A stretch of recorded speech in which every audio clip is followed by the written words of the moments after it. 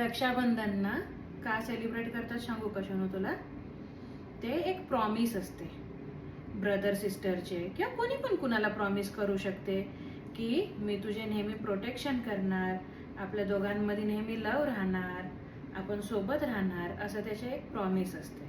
Long long एगो कृष्ण बाप्पा आहे ना, ते एका डेव्हिलला त्यांच्या सुदर्शन चक्राने मारत होते आणि तेव्हा काय झाले, त्यांच्या फिंगरला कट झाले, बुबू झाले. ते चक्र जसे नाईफ कधी कधी कट होते का आपल्या नाईफने आपल्या हाताला, तसेच कृष्ण बाप्पाच्या हाताला ना बुबू झालेले.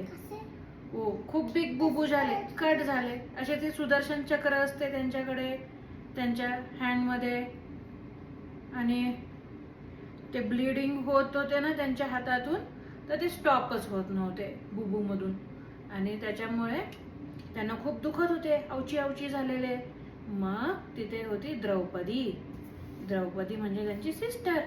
ती रनिंग करत करत आले, तिने कसलाच विचार केला नाही, धावत धावत आली आणि आपल्या साडीचा एक क्लॉथचा तुकडा तिने कट केला आणि कृष्ण बाप्पाच्या हाताला लावले ॲज अ बँडेज.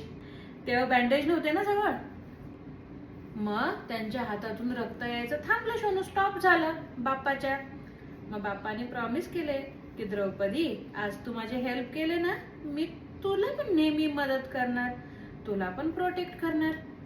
आणि तू तर महाभारत, तुला माहिती आहे की नाही स्टोरी, कौरव पांडव आहे ना, तर एकदा कौरव बॅड बिहेव करत होते द्रौपदी सोबत, आणि तेव्हा कृष्ण बाप्पा लगेच गेले. कृष्ण बाप्पा गेले आणि त्यांनी द्रौपदीला सेव्ह केले. त्याचे एक सॉन्ग पण आहे मराठीमध्ये, भर जरी ग पितांबर दिला फाडून, द्रौपदीसी बंधू शोभे नारायण, असे सॉन्ग पण आहे ते. बरं, मला सांग, तुला कसे वाटले हे कृष्ण बाप्पाची स्टोरी? छान.